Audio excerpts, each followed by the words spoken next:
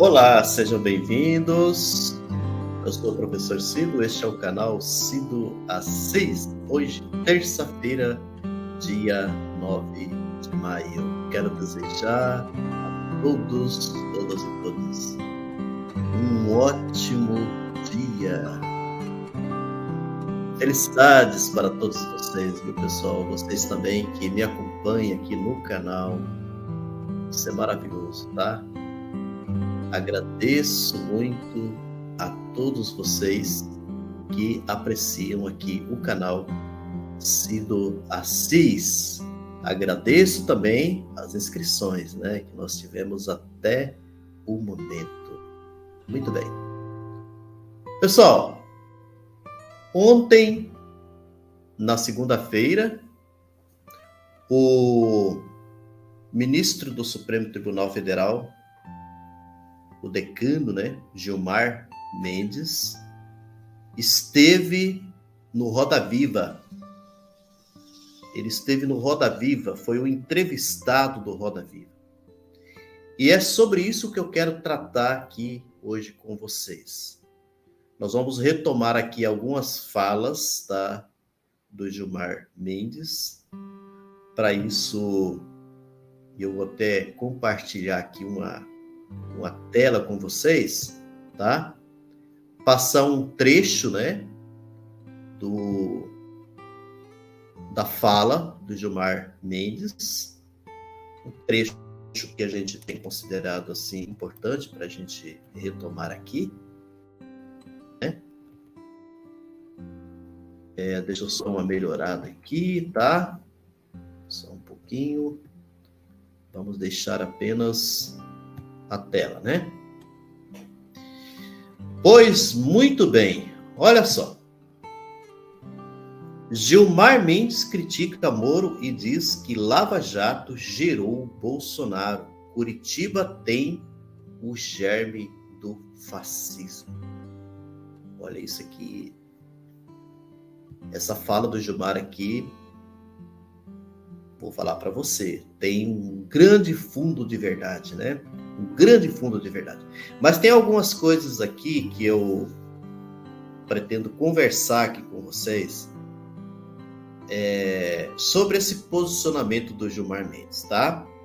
Depois vamos ver também se vocês concordam com esse tipo de análise que eu vou fazer aqui depois que eu passar aqui para vocês, tá? Sobre essa fala dele de ontem.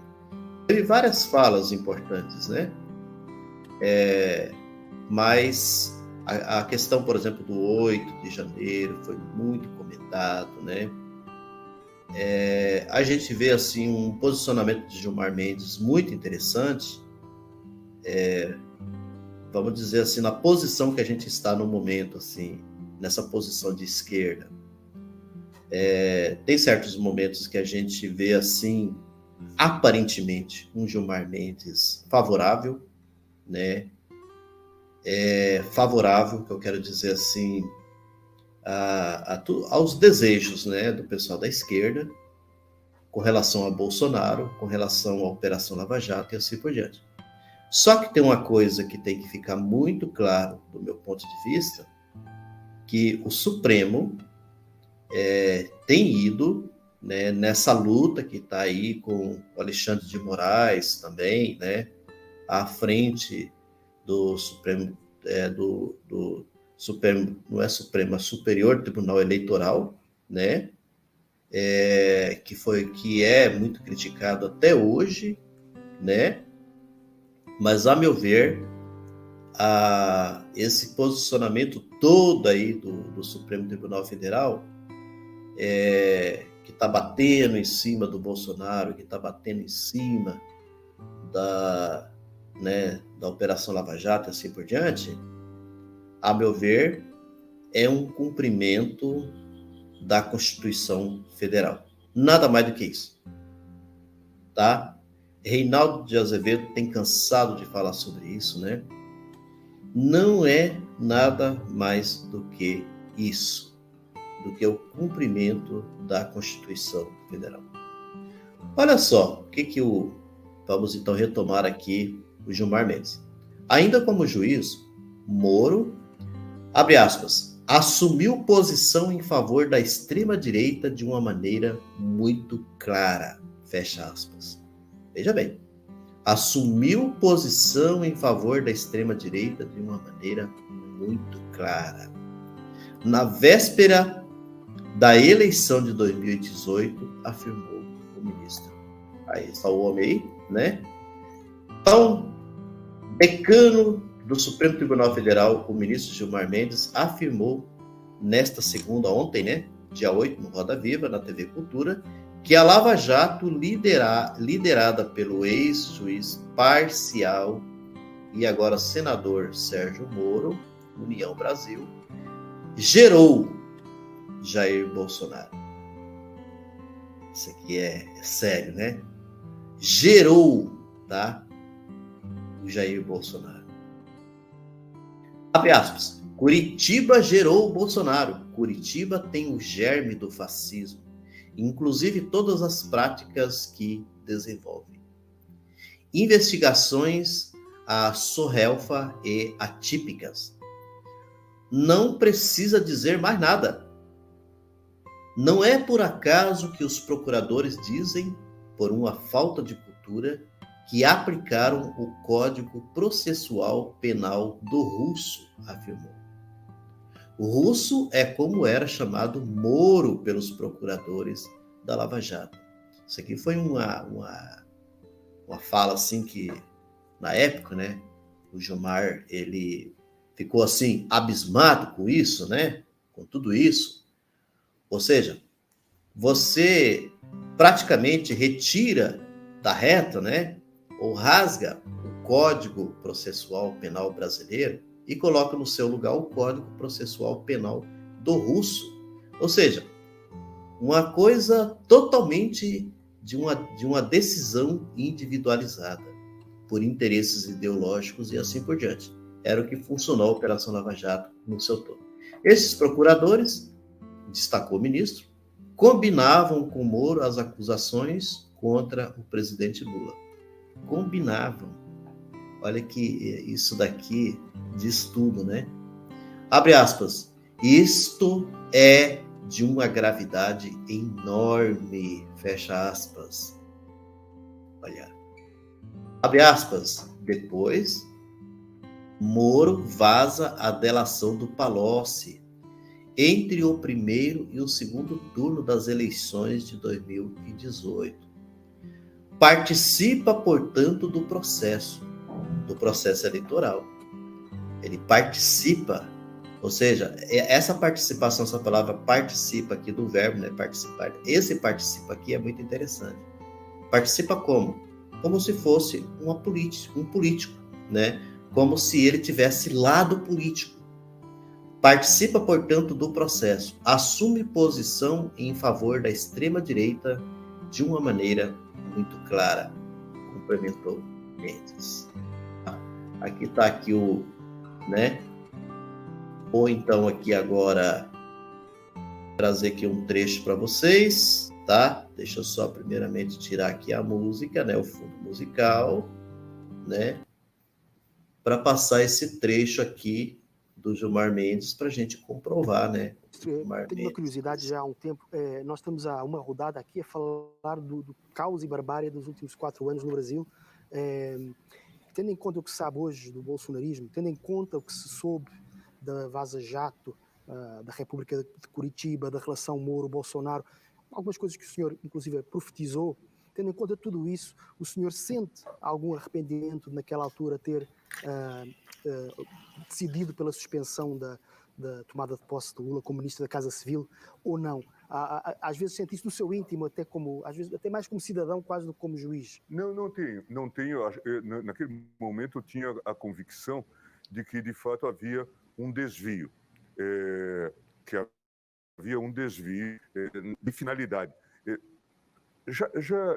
Aquilo ficou um tanto quanto confuso, se vocês olharem a gravação, o papel do Jorge Messias, que chamavam de, agora a AGU, que chamavam de Bessias naquela referência e tal.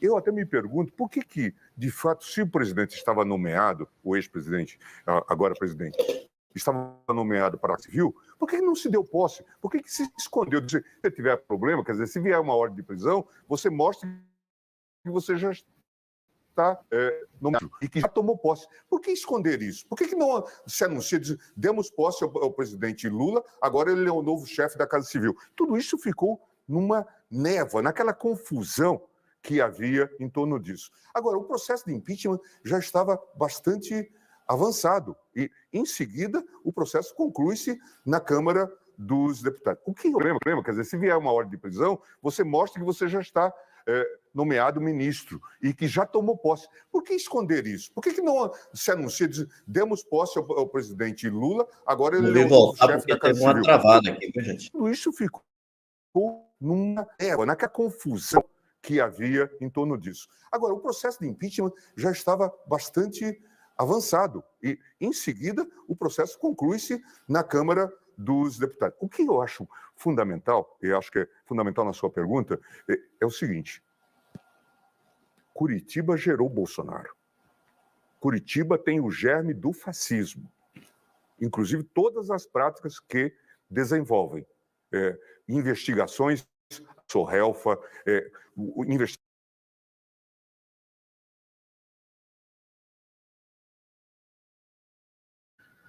Bom, pessoal, eu não estou passando assim todo, porque o importante é essa fala dele, né, de que Curitiba gerou Bolsonaro.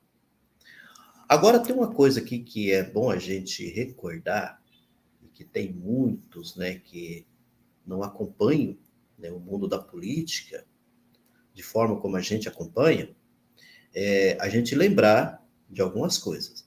O Gilmar Mendes, ele que não deixou o Lula tomar posse quando a Dilma, né, nomeou o Lula, tá? Quando a Dilma nomeou Lula para poder ser o ministro da Casa Civil, tá?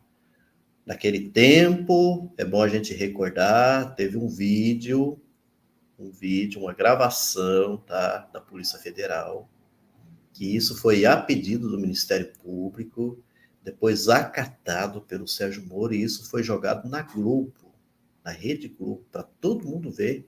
Isso foi até, se eu não estou enganado, antes da decisão do Gilmar Mendes. Aquela gravação particular, de conversas particulares que não tinha nada a ver com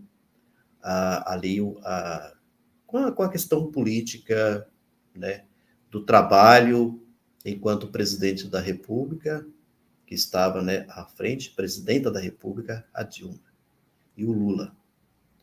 Quer dizer, até hoje eu encaro aquilo dali como uma verdadeira sacanagem que foi feita, tá? Sacanagem. E o Gilmar Mendes, o que ele fez? Ele tomou a decisão, tá? Tomou a decisão de que Lula não assumisse, que Lula não tomasse posse. E ele acatou da Operação Lava Jato os argumentos da Operação Lava Jato, tá? Do Dallagnol e do Sérgio Moro, de que Lula estaria cogitando, né, junto com a Dilma, junto com o PT e assim por diante, se livrar das condenações e tudo mais da Operação Lava Jato. Essa que foi a questão da época, ou seja, é como se o Lula estivesse fugindo, né? Fugindo de um problema, né? Que era esse problema todo da Operação Lava Jato que já estava contra ele, né? Todas aquelas questões das delações premiadas e assim por diante. E sendo que o Lula nem queria assumir o ministério, nem estava passando pela cabeça dele assumir o ministério. Isso daí gerou uma confusão. Aí o que acontece? Eu já vi gente dizendo isso, e assim, da área até jurídica, tá? Dizendo que o Gilmar Mendes, ele tem uma espécie de peso de consciência porque ele se vê, e é claro que isso ele não fala por aí, né? ele se vê como que ele tivesse sido enganado pela Operação Lava Jato em relação ao Lula. Ou seja, é como se ele tivesse sido levado, né? Não sei se dá para dizer de forma inocente, é muito complicado isso daí, né? Falar, isso foi de forma inocente, né? A tomar essa decisão de não aceitar que o Lula assumisse o ministério naquele período. Aí tem toda uma discussão que eu não quero entrar aqui, porque é coisa de juristas, né? Eu só quero passar essa notícia para vocês. Mas o Celso de Mello, depois, quando o Temer assumiu a presidência da República, teve algo muito semelhante a Lula. Numa decisão de um ministério, né? Gente, aqui agora me fugiu o nome do político, né? Que na época, o ministro Celso de Mello, uma decisão muito semelhante à do Gilmar, porque essa pessoa que eu estou tentando lembrar aqui, deixa eu dar uma olhadinha se eu acho aqui, gente, só um pouquinho, tá? Para a gente poder passar as coisas corretas para vocês. É o Moreira Franco, tá? O Moreira Franco. O Celso de Mello, na época, não acatou argumentos, e veja bem, o Moreira Franco também estava enrolado também na Operação Lava Jato. Igualzinho o Lula. Tá? E o ministro Celso de Mello tomou uma outra decisão totalmente diferente, por exemplo, do Gilmar Mendes. Isso daí tem gerado muita discussão, por exemplo, na área jurídica. Por que um ministro do Supremo toma uma decisão de um jeito e o outro toma a decisão de outra maneira? Né? Ou seja, a percepção que a gente tem quando acontece fatos igual esses, assim, casos igual esse que a gente está percebendo, uma verdadeira perseguição ao Lula. Uma verdadeira perseguição, né, que aconteceu, essa perseguição até quando o Lula foi preso, né, que ficou 580 dias preso. Aí vem as pessoas aqui, né, até dizer que a gente não tem o que fazer, né? As pessoas que não conhecem a gente, não sabem do trabalho da gente, vêm aqui, por exemplo, no canal dizer que a gente não tem o que fazer. Eu quero ver se essas pessoas têm esse tipo de conhecimento que eu estou passando aqui. Até que ponto muitos de vocês acompanham todos esses procedimentos? Assim, quando vocês são capazes de acusar o Lula sem conhecimento, sem saber da veracidade das coisas, acusam o Lula, vocês sabem de tudo isso? Sabem desses bastidores? Como, por exemplo, eu tenho passado aqui?